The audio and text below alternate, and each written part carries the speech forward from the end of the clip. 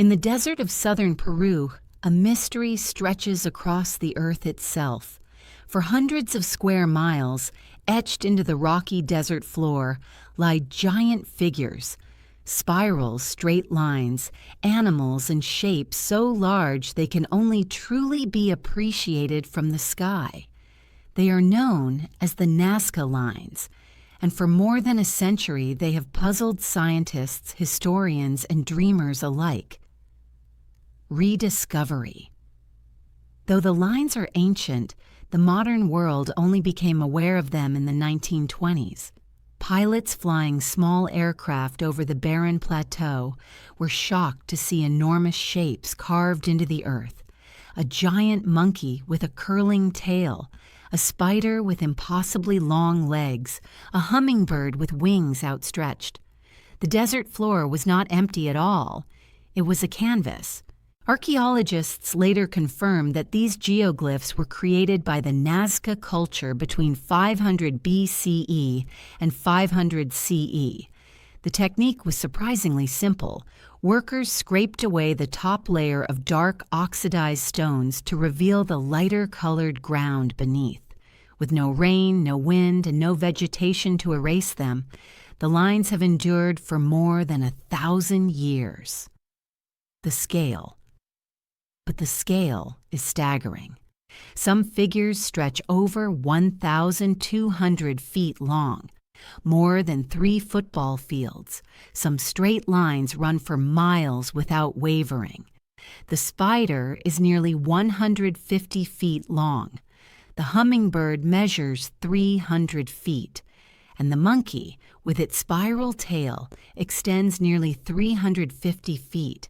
This precision raises questions. How could the Nazca design such massive shapes without being able to see them from above? Theories. Religious offerings. One of the most common explanations is religion. The Nazca lived in one of the driest regions on Earth. Rainfall was rare, rivers were seasonal, and survival depended on finding and managing scarce water supplies. Some researchers believe the geoglyphs were prayers etched into the earth. Animals like the hummingbird symbolized fertility and renewal, while the monkey was associated with rain. The lines may have been ritual offerings, giant messages meant for the gods above, pleading for life-giving water. There is evidence to support this. Many of the lines point toward mountains and rivers, both vital sources of water. Some of the trapezoid shapes align with underground aquifers. The desert may have been turned into a ritual map of survival. Theories, astronomy. Another school of thought is astronomical. In the 1960s, researcher Maria Rieke devoted her life to studying the lines. She proposed that they were part of a massive astronomical calendar, marking solstices, equinoxes, and the positions of stars. Some lines do indeed align with the rising and setting sun during the solstices. Others seem to point to bright stars like Sirius. The desert may have been transformed into a cosmic observatory, allowing the Nazca to track the heavens over generations. Critics argue the alignments are coincidental. With hundreds of lines, some are bound to match celestial events. Still, the astronomical theory remains one of the most intriguing. Theories. Alien visitors. And then there's the idea that made the Nazca Lines famous to the wider world: aliens. In the late 1960s, Swiss author Erich von Däniken claimed the lines were landing strips for extraterrestrial spacecraft. The straight, mile-long paths, he argued, were too precise to be anything else. The giant animals were markers for beings watching from above. And the strange astronaut figure carved into a hillside was, in his view, proof of alien contact. Mainstream science rejects this completely. Archaeologists demonstrate that the lines could be built with simple tools and geometry. But despite the lack of evidence, the alien theory remains popular. For many, it's simply too fun to ignore. theories ritual pathways. Another possibility is that the lines were not meant to be seen from the sky at all. Instead, they were walked. Some archaeologists argue that the lines formed ritual pathways. During ceremonies, the Nazca may have walked the lines, tracing spirals and shapes as part of religious rituals. The act of walking itself could have been a form of prayer, connecting the people with their gods through movement across the earth. The large trapezoid shapes, some stretching for miles, may have been ceremonial plazas. Groups of people could gather there, walking side by side, performing rituals to ensure fertility, rain, and survival. The geoglyphs themselves. Each figure has its own story. The spider may symbolize rain as spiders emerge with water. The hummingbird associated with fertility could represent renewal. The monkey, native to the jungles to the north, may symbolize abundance and exotic life.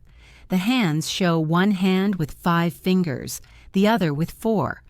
A mystery still debated. The astronaut, a figure with round eyes and a helmet-like head, continues to fuel speculation of alien contact. Together, these figures form a kind of symbolic language, one we can see but not fully translate. The Nazca people. To understand the lines, we must also understand their creators.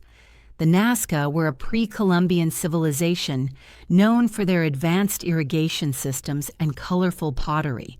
They lived in a harsh environment, surviving by channeling scarce water through underground aqueducts called puquios.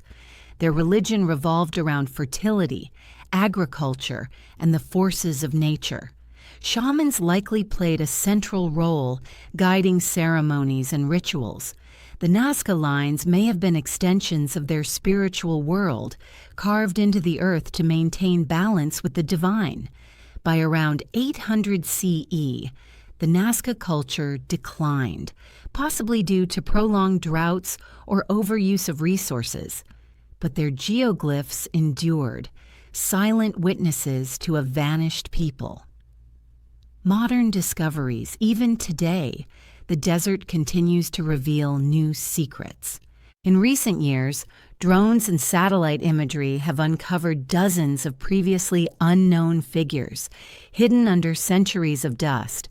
Some depict animals never before seen in the Nazca repertoire, like cats and whales. These discoveries suggest the Nazca lines were even more extensive than we imagined. In 2014, the lines made headlines when Greenpeace activists staged a demonstration near one of the geoglyphs. Their footprints damaged the site, sparking outrage and highlighting how fragile the ancient designs remain. Today, the Nazca lines are a UNESCO World Heritage Site, attracting tourists, scholars, and conspiracy theorists alike. Planes circle overhead daily, giving visitors a glimpse of the desert's giant artwork. Comparisons to other geoglyphs, the Nazca lines are not alone in the world.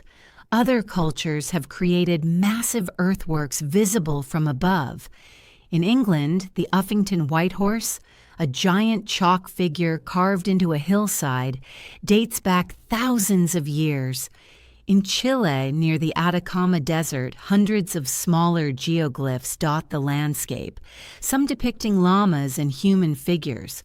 But the Nazca lines remain unmatched in scale and complexity. They represent not just art, but an entire landscape transformed into a canvas.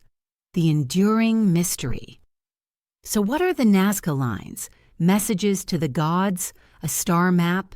Ritual walkways, alien runways, or all of these at once?